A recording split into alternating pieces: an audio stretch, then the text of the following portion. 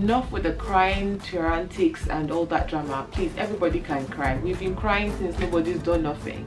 So don't come and cry some crocodile tears for us or faint some fainting for us and expect us to accept it. No, please. We want accountability, truth, transparency.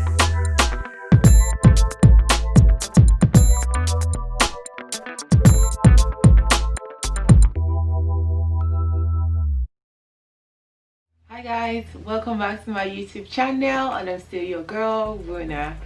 So let's get this out of the way first. If you haven't subscribed to my YouTube channel, please, I would ask you to kindly subscribe. Don't forget to hit the notification button as well, so you get the notification when I upload my videos, and give us a thumbs up. It goes a long way. I must say the last 2 weeks has been very difficult, to say the least, honestly. My last video, link up here, was about the Endsars protest movement that was going on in Nigeria, and on the 20th of October things hit wrong turn pretty much. A peaceful protest turned out to be, to me, I would describe as a massacre of innocent people, innocent youths. The government took the laws into their hands and sent out armies of people who were armed, basically, to shoot at innocent people who were protesting for their rights. So up to date, as at the time my video is going out, nothing significant has really happened in terms of accountability or who's passed that order. It's just been, you know, pawned off to one person or the other, and no one is really being held liable. It just seems like the whole process was just made a joke of, and it's actually frustrating that even the international community that you'd expect for them to lend a voice, lend a hand, it just seems like not much was done. And 2 weeks on, no one is really being held accountable for the actions from that night on the 20th of October 2020. I didn't see some of the gory videos of Ren Brown, partly because of my mental health. I deliberately actually even turned off all social media the first week since that incident happened, hence why I didn't even bother to even send any message out to my people to say anything about, oh, no videos going out. It just didn't make sense. I had a video pre-recorded and everything. That incident happened on a Tuesday. My videos were meant to go on a Wednesday. It just seems ridiculous for me to be putting a video out, and I was still processing everything. That by the time that I realized, oh yeah, video was meant to go out, it just paled in significance in terms of importance of what needs to be done. That just didn't matter to me. I was more angry, disappointed, frustrated at the system that allows people get away with things like this in this day and age, 2020. I just get frustrated at ourselves, we black folks, really, because if we can treat ourselves like this and then turn around and expect other races to treat us any better, like how I don't understand. I try to really comprehend how that would actually fly, but it seems like it's the world that we live in. So I don't know, man. And subsequently, other things that's been happening back in Nigeria, the politicians that even managed to speak up about the situation are just brewing out rubbish. Like, I don't even want to give anyone the time of day. That's why I'm not even mentioning names. Not because I am afraid of anyone. They're just insignificant to me. And personally, if my opinion counts, I know it seems like everyone has resigned their fate to, oh, we're gonna get them in the next election, 2023. Everyone get your PVC ready. No, I think that's them winning, because that's enough time for them to recycle themselves, reshuffle things, and put up a new puppets that will probably be the face of the youth that we are clamoring for, and still shove the same bad governance into our face. So I would say let's still ride on this momentum that we've built. If anything, let's fight this war digitally in the interspace. Yes, we all have access to the internet, thankfully, before they pass any law or bills.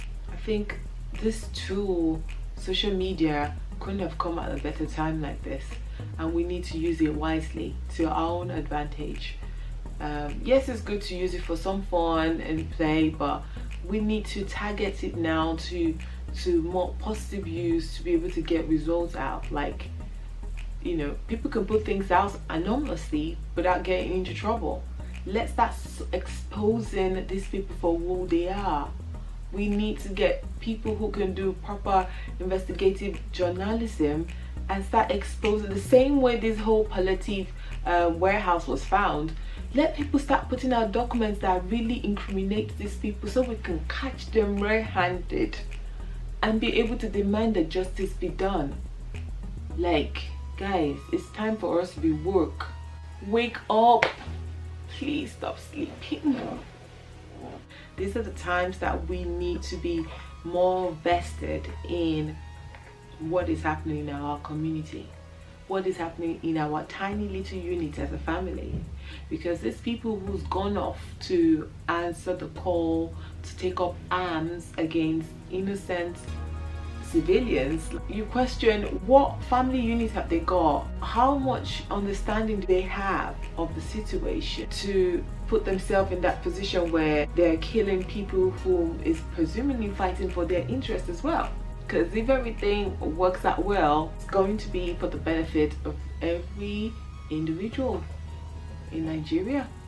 But some people don't get that concept. So I think that's one of the things we need to dial back and go back home to our little micro units and start educating ourselves, start reorientating ourselves, start changing our mind, renewing our mindsets, so we get to our own before the so-called power that bees and the people who run the government get to them and lure them with temporary gains, temporary satisfaction that is just gonna serve their immediate need but not set them up for the future. Yeah, like I said, I don't know how everyone else is doing. Mental health is something really serious, and I would encourage us to really like acknowledge it and do something about it, because there's nothing more dangerous than burying emotions and feelings and issues without addressing it.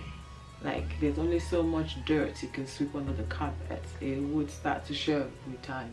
Okay, yeah, and I know it's coming up to the end of the year. Basically, it's 2 months now left of 2020, and I know so many people like myself, I freaked out, but I've got in control, because that's like, well, the year is coming to an end. I had so many things planned in terms of even fertility treatment, and in terms of my health, in terms of my marriage, in terms of my, you know, family, my career, but it just seems like nothing happened, and one hasn't achieved much. But I want to let you know, if you haven't realized, that just staying alive and surviving through all that we've all experienced in the whole world to date, the most important thing is trying to maintain our sanity, because a lot of people have lost their lives. Surely you must have known that. Aside from dealing with COVID this year, and now London is back to another second lockdown, and God help us see us through this. You know, aside from loss of life, people have lost their means of livelihood, their businesses, jobs. I'm currently in between jobs. So if their health has suffered a lot because of the whole COVID, since COVID patients have had to be prioritized over other ailments and treatments, you know, so many things we've suffered this year, not just as an individual but as a collective. And I think it would just be sad that we're piling more pressure on ourselves and trying to compare what someone has achieved or what someone hasn't achieved. So enough sad news and everything. I have so much to be thankful for. That I'm alive today. I have so much to be thankful for. That I'm even able to be in a state of mind where I'm able to do this video.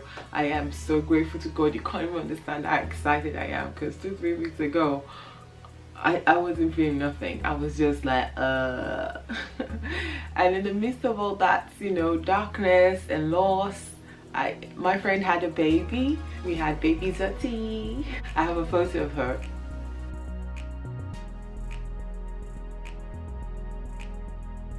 Isn't she lovely? Isn't she just beautiful? She's so cute. So yeah, I'm grateful. There have been so many friends and family that have celebrated milestones as well, birthdays, and there's still so much to be thankful for. We can only just continue to hope and pray for those who, you know, who have really suffered loss in this period or in this season, and just continue to support one another is just all I got to say. So one of the other things I was up to as well during the break, so I wrote an article for Wellbeing of Women. It's a charity that actually works towards creating advancements in medicine for women to ailments or diseases related to women. So everything to do to menopause, people dealing with various kind of cancer. It's just an amazing platform. By all means, please, I'll put the link in the description button. Kindly read the article and donate towards the cause as well, because they're doing amazing stuff. Okay guys, please support them, and I would love to hear your views about my article. Yeah, it'd be nice to hear your views sound off in terms of this situation in Nigeria. What do you guys think? Do we just sit down and wait till the next election 2023 and do something about the situation in Nigeria, or we actually just continue to ride on this wave, this momentum we've built, and call out these people for what they are? I mean, let's start asking every constituency, did I pronounce that properly? Yeah, you know, from our legislators, our councillors, senators, governors, chairman, let's start demanding transparency in how they disburse all the allowances that's been given to them. Yes, I think once let's just get put aside all these other issues that just seems like it's breeding unnecessary distraction, and focus on the matter at hand. I want to believe every politician had some kind of a campaign, a manifesto, that this is what you're going to do when you get into government. Yeah. Now, what we need to do is find this information, be it digital, it might be any paperwork that we know we have access. We need to start working together as a unit now and start exposing these people as it is. Like, isn't even the issue of people were finding, you know, palliative just sprung out of nowhere. This food were packed up in warehouses, decaying, destroyed, getting damaged when people were going hungry for days. Like, someone was looking to keep them, and we package them and give them out as his birthday gift. Some were looking to use them as campaign material, and I'm thinking, but that was not what they were given to you for. So we need to start demanding accountability. I don't care if they have to start hanging themselves dry. That's what we need to start demanding for now. This is what you said you're going to do. This is what has been done so far. Where is the money? Where has it gone to? Enough with the crying, antics and all that drama. Please, everybody can cry. We've been crying since nobody's done nothing. So don't come and cry some crocodile tears for us, or faint some fainting for us and expect us to accept it. No, please. We want accountability, true transparency. Let them start talking how they're dispensing our funds. That's it. We need to really start putting our foot down, demanding that this be done. Otherwise, it's just going to be the same crop of people come 2023. That's enough of my rant. I'm sure you're glad to hear me come back now. Finally, the fact that I'm alive and still here, pushing through. I'm just so proud of myself and how I've managed to be disciplined, because usually I just would just want to just stay in bed and not get out of bed. But I'm still here. I had one of those very nasty bouts of menstrual cycle this October. It hit me really bad. I was bedridden.